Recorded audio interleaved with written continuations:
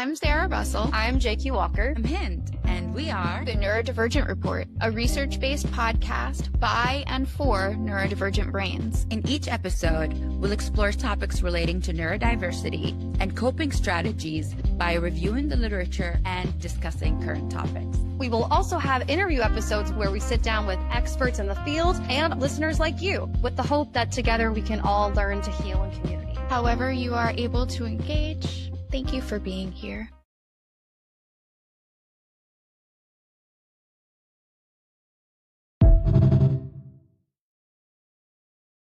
I'm going to start off with what I've been thinking about pretty much since we met, which is the ABA and the ties to conversion therapy.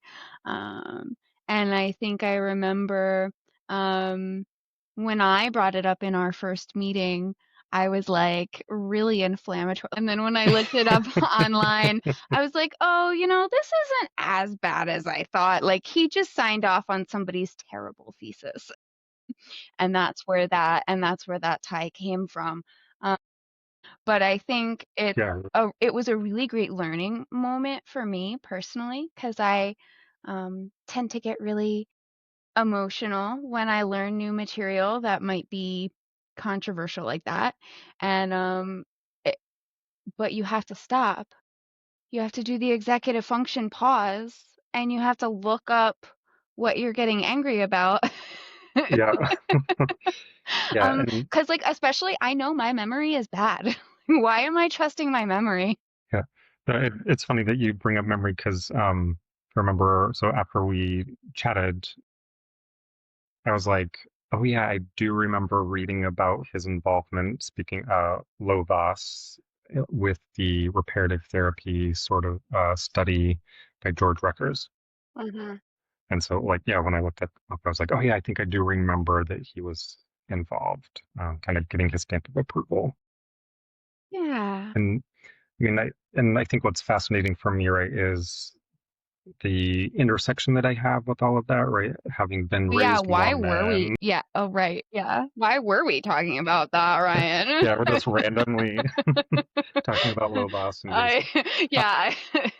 So having been raised Mormon and having gone through some aspect of reparative therapy myself, right, and then to layer Is that in, what they call it? I don't know that the Mormon Church will come. Whitewashed name for behavioral modification, like that. Yeah, I don't know.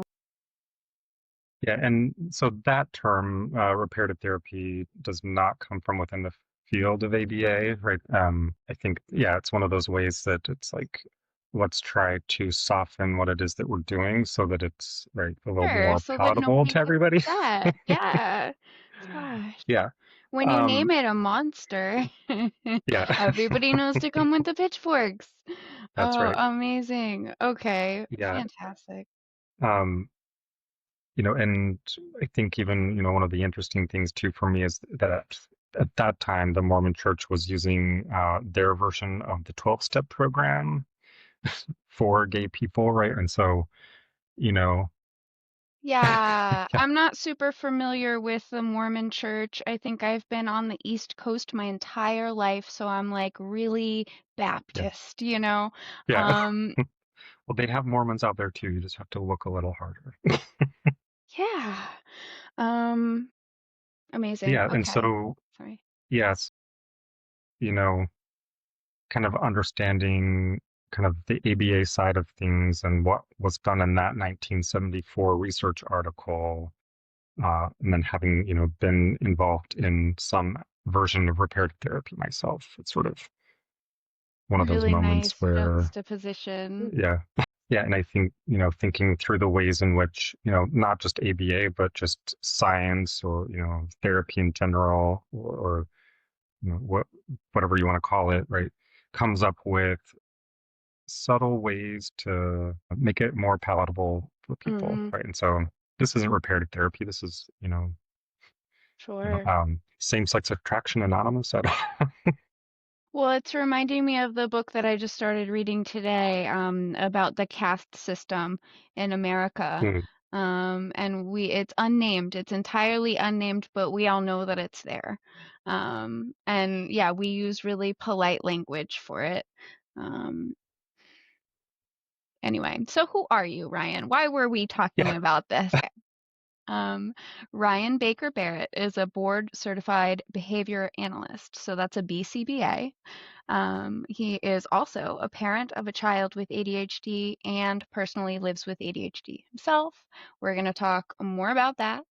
He currently runs a private solo practice focused entirely on ADHD support. And so he's really able to bring both that professional expertise and lived experience to the table. So Ryan, thank you. I'm so glad we're here. Yes. Absolutely. And thank you for having me. I've been so excited to connect again, kind of talk about all things ADHD. Amazing. Yes. Um, And then one update. So when this is exciting, right? So when we last met, only one of my children had been diagnosed with ADHD, and I think it was like the very next day, um, after we met, that my youngest got diagnosed as well. So how 3 old? out of 4 in our family. How old are your children? Yeah, so the youngest is 5 and the oldest is currently 12. Yeah. Right. So Very similar to mine, 12 and 3. Yeah, very, very cool. Congratulations. I hope thank you. their transition through school is easy. I do as well. So You far, so have good. like so arguably you are the most prepared parent. Do you You feel know, like the most prepared parent for a I mean, child who's there are, entering school? yeah, I mean, there are times, but then I think it's also like, right, the more you know, the less you know. And so I think there are definitely times where I'm like, I really should be doing better than I am. Why Um, aren't I and some, doing more? Yeah, yeah. sure. And I think sometimes too, even, when I'm out in public and, like now as a business owner, right, like I represent myself out in public. And Mm-hmm. sometimes I think, gosh, if people knew what I did, would they sign on with me? So I I think think there's that pressure, right, that I have to like execute everything yeah. just All the just right. world's a stage, am I right? Right. Yeah, I've been thinking about that quote a lot lately. But okay, so I have in my notes that you were diagnosed with ADHD at 37. Um, which is late. Late for a Yeah. white male. What happened? Yeah, what did happen? I've wondered that myself. So I think Well, part of it, you led with your from a Mormon family. correct. Yeah. Did that factor in? Yeah. So I don't know so much the Mormonism part, right? But I think, growing up in rural Utah definitely was part of that. Um, and I think also, right, I am currently living in San Diego, California. Very cool. Yeah. So just far enough away that I can visit if I want. Yeah, so I think, some things that led to, the late diagnosis, rural Utah for sure. And then I think also just the misunderstanding of the inattentive type. If Mm-hmm. it's clearly hyperactive, it's very noticeable, but when it's internalized, I just sort of zone out and, I'm I getting really by on school just fine. I really do appreciate you saying that because I picked up on that the first time we met. For context, everyone, the mic check was me and both of my co-hosts, and we just like steamrolled you. We were so happy to meet you, and we had so many questions, and it was just like, wow. I don't know if three ADHD combined type should be interviewing one inattentive person. That's an like not a power imbalance, but like an energy imbalance for sure. And it was noticeable to me. Um Well, it wasn't noticeable to me, so there you go. That's my inattentive type, right? Good. Well, I always want people to be comfortable also, and I know how hard it is for people to say that they're uncomfortable. Yeah. It's Well, so you you guys should all be. do such a good job. So, Thank you. We should yeah, all feel safe to advocate for our needs and like how we're feeling and like stand up for ourselves. But the way the world is, it's not always safe to do so. So I like to make extra, extra sure. I But appreciate that. okay, so we're just gonna come back to um okay, the diagnosis. You also started talking a little bit about your experience as a child and like probably what led to it being missed. Just a lack of awareness of inattentive type. Because back then it was what, just ADD, right? Yeah, yeah, Yeah. yeah. And I think, it's like, oh, and I mean, even still get that today. Like, really, you have ADHD because I'm not Yeah. bouncing off the walls, right? But, I think when people have more experience and they know what the inattentive type looks like, then right, they're like, oh, yeah, you've got it. Um, Yeah. Yeah, and so, as a child, when I got diagnosed and kind of reflecting with my mom, she's like, well, like, like I don't know that I like see it. And I'm like, well, one of the questions I ask is, did I seem as though I was driven by a motor? And at first she was like, well, no. And then I'm like, but mom, talk to me about how you said I was a difficult baby to contain. Tell me more about that. And, she's like, oh yeah, like from a young age, like you figured out how to get out of your crib. And, we had to like upgrade the crib. We couldn't use your older brother's crib because you knew how to get out of it. So we had to get like a nicer model. Um, and, I was involved in gymnastics. And so, Stimulation seeking. yeah, Yep, also sounds like very mobile. That's wonderful and yeah. also terrible. Uh, my And youngest nobody wants child, that I child. had to take him out of his crib at like 1 year old because he was just already so tall. He was like hanging over the sides and he was so able to get out of it. It was just, Yeah. uh, So I think if I did have any hyperactive traits, right, they were also kind hmm. of a unique presentation at that age where, I And wasn't the kid who also was like, perhaps internalized. yeah, yeah. Hmm. But I definitely was not the kid, like running around and wrestling. But I was definitely the kid, running around and doing gymnastics, tumbling and spinning. Yeah. And so, then I think about, I always did well in school, right? Hmm. Possibly because of the hyperactive thoughts, right? Like you're always learning and studying and taking everything in, even when you seem not to be. Hmm. So I, Yeah. had always done relatively well in school. Um, didn't really have any issues there, never any behavior problems. So I think, yeah, a lot of it is the kind of misunderstanding of the inattentive type. Yeah.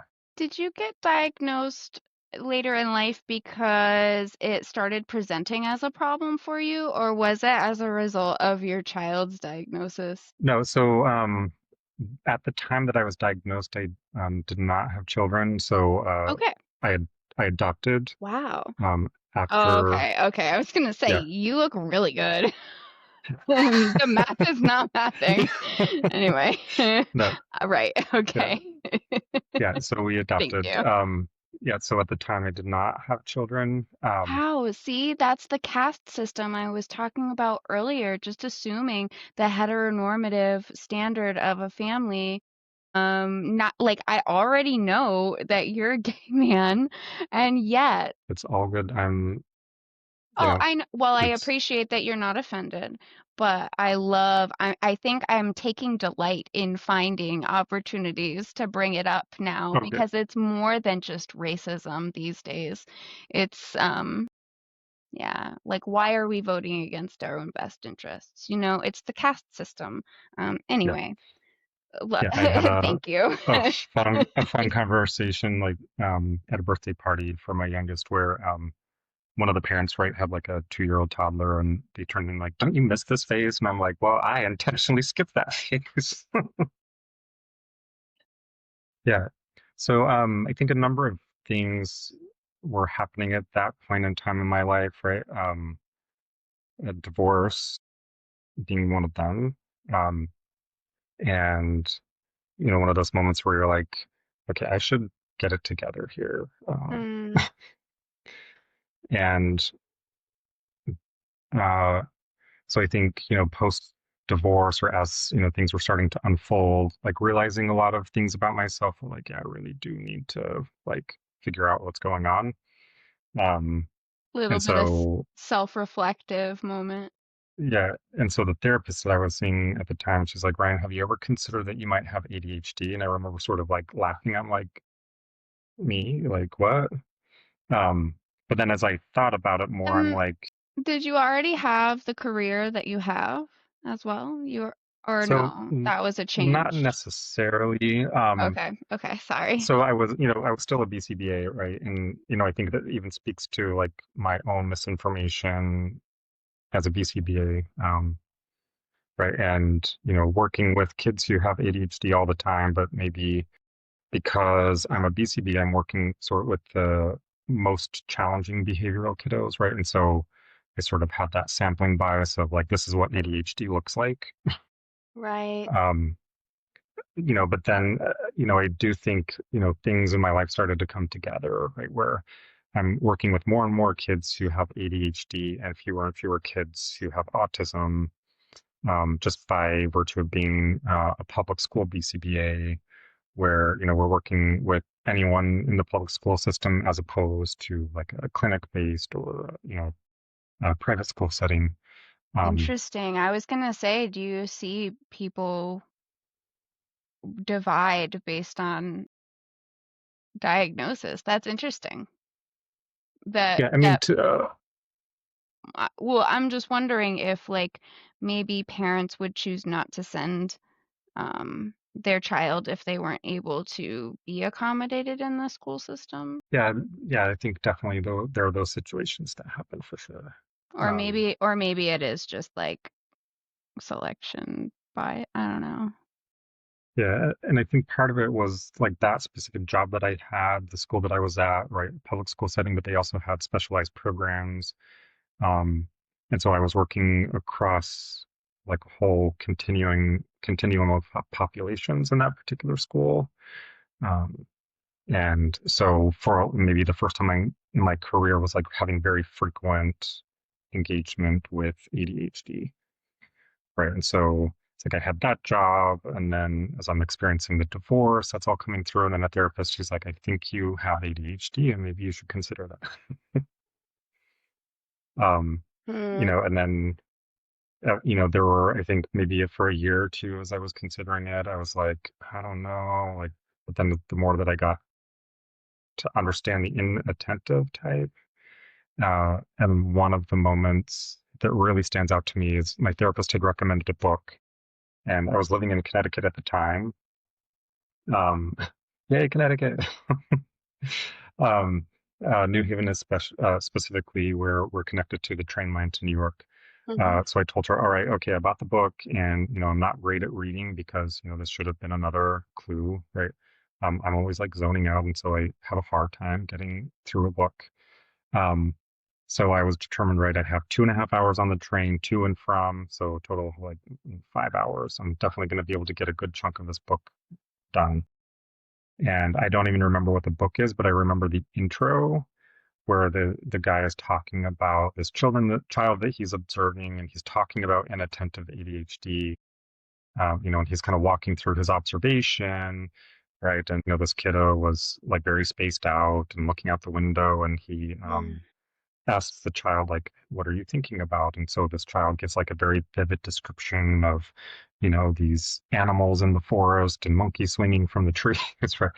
And all of a sudden, right, I'm at Union Station, wherever they drop off with the train, right? 2.5 hours have passed. I've made it 3 pages in, and I'm like, what do I have to say for myself? And I'm like, oh, right, like I was like imagining myself as that child and like all these vivid things, like I was for 2.5 hours thinking about what she was experiencing in this book, and I didn't make it more than a few pages in. And Wow. and so I remember Yeah. coming back to my therapist and I'm like, I think you have some good insight here, and I will look into it. Mm-hmm. Time time blindness is one of the Mm-hmm. hardest things to help people manage because there are like endless technology strategies for working memory, but unless you want to like have a clock talk to you constantly, there is Mm-hmm. no other way. Yeah. I feel so bad for people whose bodies aren't like, let's go, let's go, let's go, because otherwise Yeah. I'd never get anything done either. Like, yeah, totally. Um, Amazing. Okay. I I think a lot of people are gonna relate to that experience. Um, yeah.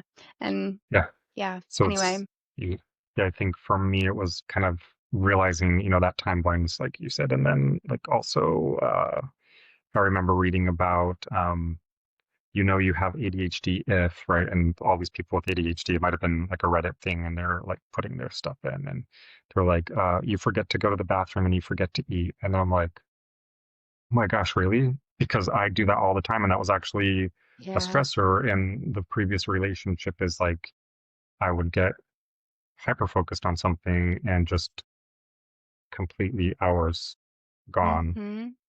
not Just they responding. call it what, weak interoception. Um, yeah. Hmm. But So it's not like a yeah, weakness. It's just like again, like your body is just focused on something else. Like it's not even an attention deficit. It's just an attention redirected.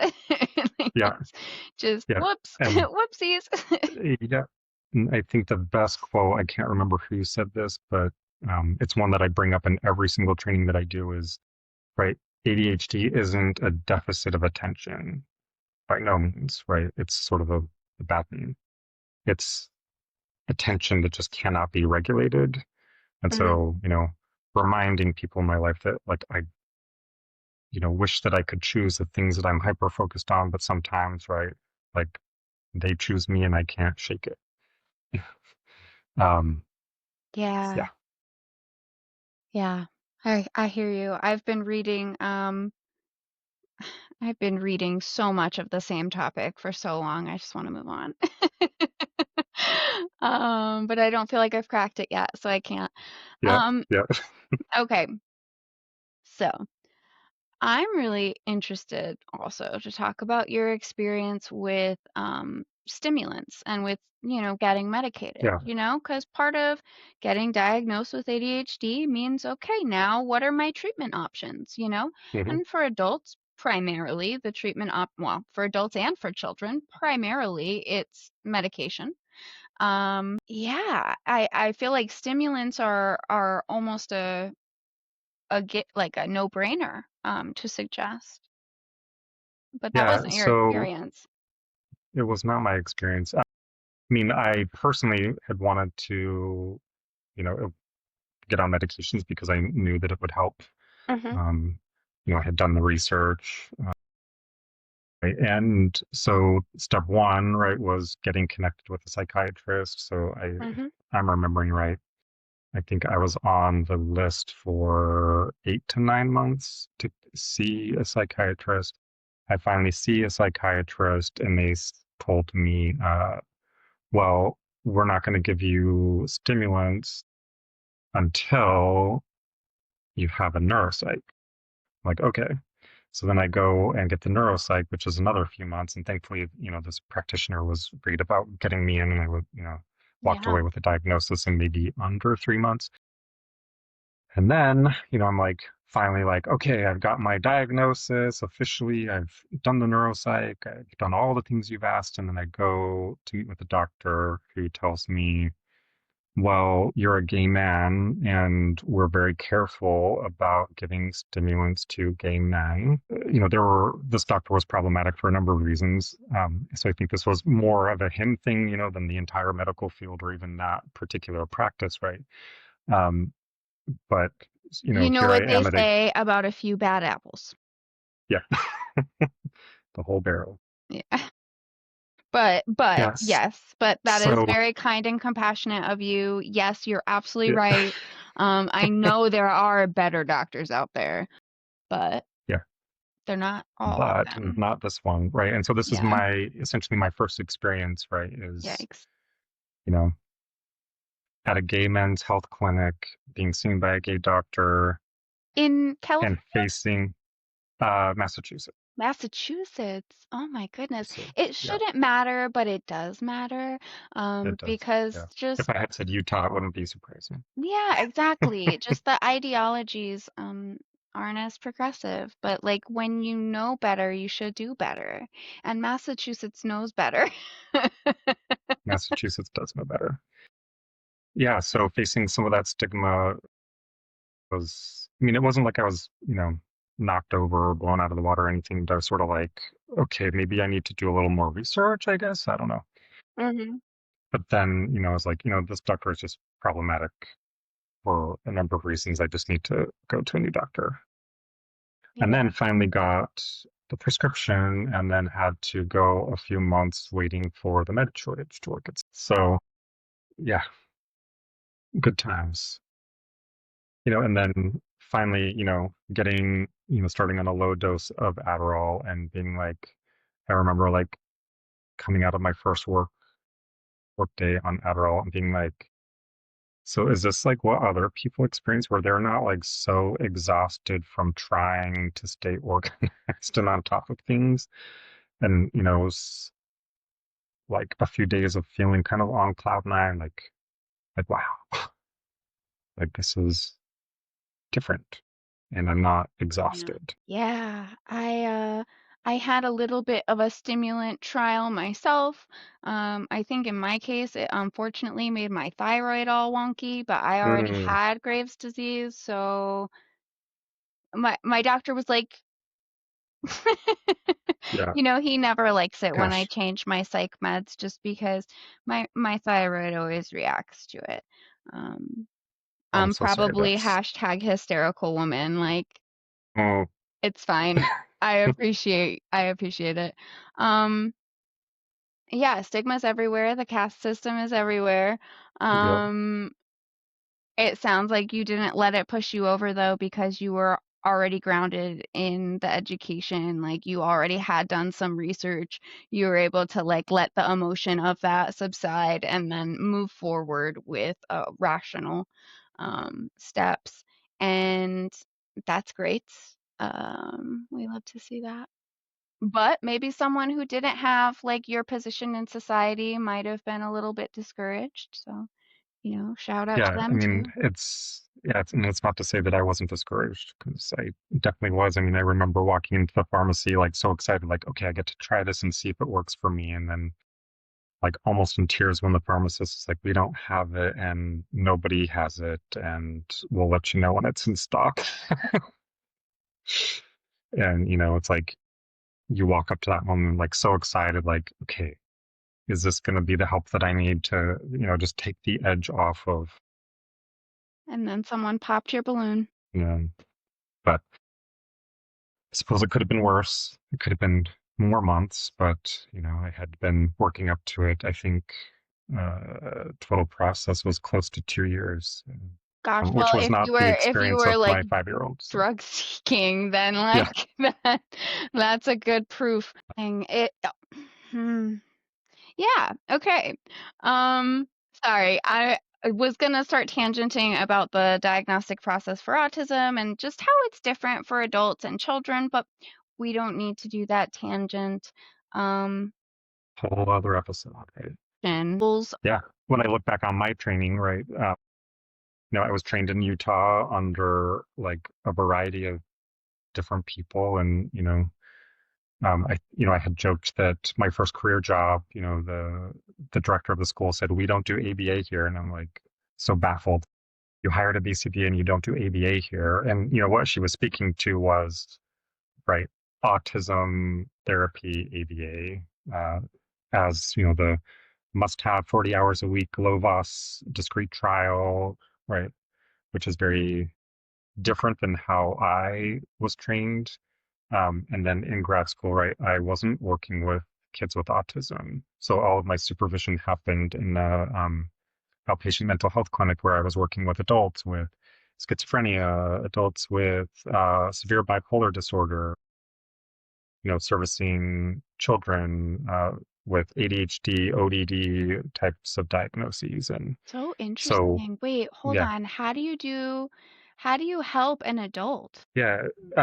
So a lot of it was, more life skills focus, right? So it's, Yeah, I love okay, that.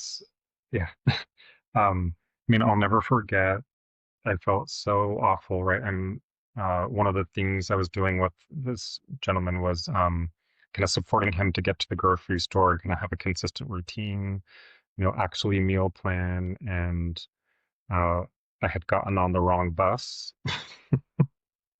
And so I ended up in the very wrong place and caused a pretty significant breakdown that we had to work through. Yeah. So, I mean, that was sort of the type of training that I was getting, right? Was, how do I help this person consistently get to the grocery store, establish some routines? How can Um, I help this person be a human, like, and in yeah, society and not like exactly. sequestered away so that we don't see them anymore, you know? Yeah, yeah, That's beautiful. yeah. And, and then working with children, right? We were running a number of different social skills groups and whatnot, and just kind of coming up with fun activities, working through some behavior, coming up with the reward systems for the groups. So I think a very different experience than a lot of BCBAs were having. And then a lot of what, so one of my professors that stand out, right? He was the one who taught the class where Lovas came up. And so I remember kind of reflecting on this moment with the director of the school. And she's like, she asked me, well, when I say we don't do ABA, I'm talking about Lovas. And I'm like, who is he again? Yeah. And she was like, you're a BCBA who has never heard of Lovas. And I'm like, I mean, I got a 3.95 in grad school. So I think that I was paying close attention. Like, how did I miss this? And I look back in my notes, right? And he was like mentioned on a slide with a bunch of other names, right? And very specifically was educated in, right? There was that, and we have moved on because there are other methods and other things, and the field has grown Yeah. outside of this, right? And so we focused a lot on more like if, for the people who really want to geek out about this, Stephen Hayes, who was acceptance and commitment therapy, um, and so for me, like I walked away as like the father of modern ABA is Stephen Hayes, not Lovas. And so sort of had a hard time with that individual's kind of like we don't do ABA, and I'm like, well, yeah, of course you don't do that because you're a school, and how could you fit that much time and discrete trials into sort of this gen ed environment? Yes, it makes sense that you don't do ABA, of course. Yeah. So that was my rambly tangent. That's okay. It does, that's also in our notes because that was silly. Um, okay. So, do you want to talk about parenting with ADHD? Yeah. How are Um, things? We just started middle school. yeah. Yeah. That's a tough adjustment for sure. I feel like fourth grade was exciting. And then towards the end, it's sort of like you see that window. And then fifth grade was challenging, but it was okay. And then sixth grade was like, so is that where you're at, is sixth Yeah, grade we now? just started sixth grade and there's a Mm, lot of excitement. Nothing has really smacked us in the face yet. Starting the year off easy, I think. But good. what's really helpful these days is the kids get like digital grades, so pretty Mhm. much everything that um yeah, pretty much everything that he's turned in has been reflected, and it has been really motivating for my kid to see that like positive progress being made on the Google Classroom or whatever. So I know like some teachers have been like, oh, what do we need this for? We're not doing COVID stuff anymore. But actually, it was really great for some of our Yeah. neurodivergent kids. Just Yeah. saying. Yeah. No, it's funny you mentioned that because, yeah, was on a How wild are they? journey during COVID, post-COVID, as a BCBA, where so many of the kids who had been struggling were like doing so well, and then to bring them back from pandemic brought Mhm. on like some unique challenges that everybody expected me to be ready for, and I was like, look, I've not done this like reentry into society thing either, so I Yeah, don't nobody know. really Yeah, had data on that. I'm like, we're all learning this. I'm like, but you're a BCBA and everything's behavior and you should know. And I'm like, Mm, to an extent, yes, yeah, but like, okay. yeah, Yeah, but I don't control the weather. We yeah, don't know everything. exactly. And I mean, parenting's going. It's been, you have those moments. I'm solo parenting this week, so it's day one and I'm already exhausted. Mhm. I can't believe it's But only Monday. and I had a mic check with someone last night at 7 p.m. and it was someone from wow, Australia, so it had to be. Um, and I was just like, don't worry, when we record an episode, I promise I'll be more awake. But oh my gosh, it feels like midnight right now. yeah, And sometimes, and it yeah, was Sunday. It was Sunday night. Like I should have been the most rested. No, not me. I've got children. Um, yeah. And that was me and last poor night too. I was boundaries. like, I don't know. I was such a monster last night. So my oldest came to me and was like, I just need like a fresh start. And I was like, me too. I hear you. Like, we'll wake up tomorrow and we will be different humans. Hmm. I was like, you're all going to bed early. Yeah, mommy needs time out. I used to say that all the time, but now nobody cares. Yeah. They But learned. I think that's, yeah. But I think that's, such an important part of parenting, especially as a neurodivergent parent, to model what needs to happen, right? And to say, like, I am human and I need a timeout. I need a Mhm. break. Yeah, yeah, It's and right such an now I important, say something like, I'm overstimulated. Can you please wait until I leave to start playing that horn?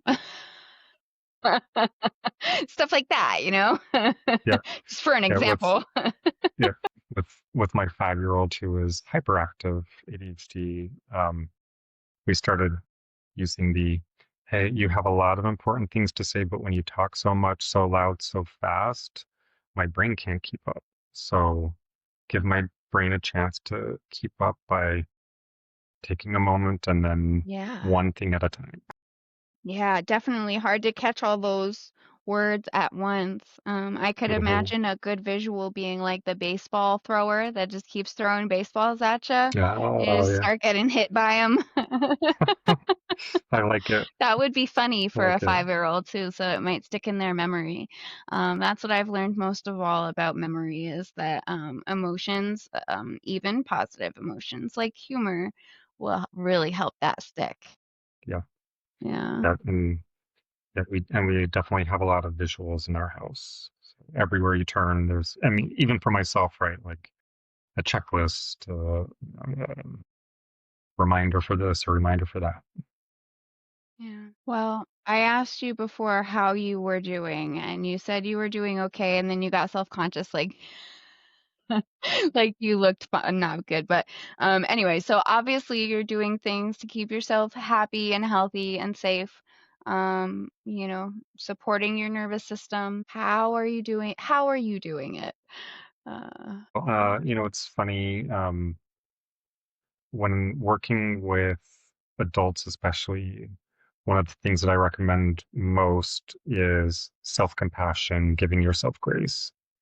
Um, and it's funny because I'll have people like compare, like, well, if your friend did this thing, what would you say to them? And like, mhm. oh, well, like I would say, like, you're so hard on yourself. Like, but when it's you, right? And then I'm guilty of that as well, right? And so I'm like, for me, right, it's instead of thinking about what would you say to that friend, I'm thinking, what would I say to a client right now? Um, and practicing that self-compassion has been probably one of the most important things to be able to look back at, a challenging night like last night and say, yeah, I was a little bit of a monster parent. And Things got tense. things got tense, and it's not the end of the world. And, Mm-hmm. we'll wake up refreshed and we'll do better. I think, self-compassion is always one of those things that's heavily on my mind. How do I get better at that? How do I not just preach it, but also practice it for myself? Yeah. I am so glad you said that because now I get to say my favorite quote again. I was in a really rough period of my life in 2018, and I was sitting in a social worker's office, and on the wall, there was a painting that said, "If your compassion does not include yourself, it is Mm, incomplete." I love that. Yeah. And I was like, "Do you mind if I take a picture of this?" And I've been I'm just sharing gonna it with take that off the people wall. ever since. I had just left an abusive relationship, and so that was the message I needed to hear. And I just keep meeting people that need to hear that message also. Um, so yeah, I'm really glad you said that. I think a lot of my mindfulness practices are around like letting go of tension. And I hold a lot of tension about like things that don't matter. I'm going to post that on our wall now. I might have to email you after and say, what was that again? I'll send you the photo. I love it. It's beautiful. Yeah. I remember like doing affirmations in the mirror and hating it. You know, it was really hard to show myself that much kindness. It felt silly. Sometimes, like, you give people gifts and they just don't know how to receive them. You give people compliments and they just don't know how to receive them. We get so used to like shutting ourselves off to that kind Hmm. of love, really, self-love, love of each other in a non like sexual or intimate way. I don't know. We don't do it enough. Yeah, so true. All right. Well, let's do socials. Where can people find you on the internet? Yes. So we'll start with Instagram. So that is ADHD underscore by BY underscore ABHP, which is the acronym for my business, Applied Behavioral Health Practice. Yeah, so ADHD by ABHP. And then my website is appliedbehavioral.health. And there will be a link to that to subscribe to my newsletter if you would like. I don't really do like newsletter, but just, sporadically blast you with, here are the 5 updates every now and again. Yeah, honestly, I think we've gotten into a culture of sending newsletters too often, you know? We don't think of that much new stuff to say. Like, It's I true. don't think. Anyway, No, and maybe I'm just sometimes I'm like, it's like I have to think of 5 different ways to say the same exact thing. Maybe this will appeal to that person or that person. Yeah, so I try to be careful not to blast an inbox. I'll just periodically say like, hey, here's this new thing I'm doing. If it interests you, click here. If not, love that. yeah, Short and sweet. You know short and your sweet. audience. Yeah, Yes. Amazing. yeah. Wonderful. Well, my final question is like a random fun one. I don't know if you've ever heard of this company called We're Not Really Strangers, but they do like relationship building cards. And I struggled to come up with examples on the spot of like fun stuff. So cards are great. I love props. Yeah, yeah, yeah. So, okay. This is the part that I've been most nervous about too. Gosh. Um, well, so um, I hope this one doesn't send you spiraling. It it says, "What about your life would your childhood self be in awe of?" What would my childhood self be in awe of? Gosh. It's funny, I think, going back to kind of gay Mormon Catholic, just I think to realize that I could have a family, even if it didn't look like what I thought or was told it should look like. Because having a family was always something that I wanted from a young age. And yeah, I'm here now and living in California, Oh my gosh, yeah, which is hip. like every Utah gay child's dream is to live in California. And here I am. Yeah. Amazing. No, it doesn't quite line up with the ADHD theme, but No, I think love that. And not everything has to be about our ADHD, or our autism or our OCD. Like, we need to break free from some of that because, like, literally, yeah, I mean, that's the whole thing, we're right? human. Yeah. Yeah. Hmm. Go out and talk about, like, do like a favorite ice cream podcast, learn learn how to knit, talk about it, it's all great stuff. Yeah, No, and it I doesn't, yeah. love seeing Unit because it's like another one of those things that tipped me off to ADHD was, right, people are like, you're so talented. I'm like, yeah, but it's like every few weeks I'm cycling through. So I had a knitting phase that Yes. I have outgrown. Well, it's a really great fidget for me. I've got that really busy body, but now it's great because I'm like turning into that old lady who's like listening to people in public, but like she looks totally consumed in her like Yeah, stuff. I love that. I love it. I just need to get a little babushka and I'll be all good. Um, Amazing. All right, Ryan. Well, it's been great talking to you today. Thank you for having me on. Yeah, thank It's been you. delightful, and yeah, can't. Hopefully, we can connect again outside of the podcast. Yeah, that sounds great. Thanks for being here. If you want to connect with the Neurodivergent Report, you can find us at ND Report Pod on Instagram, Threads, TikTok, YouTube, Blue Sky, Substack, etc. If you're looking to support the show, the best thing you can do is subscribe and leave us a 5-star review. Please do that. And hey, if you want to check out more about us, visit our website at ndreportpod.com. And you can also go there if you want to be a guest contributor on the show. Until next time, be well, do good. Bye.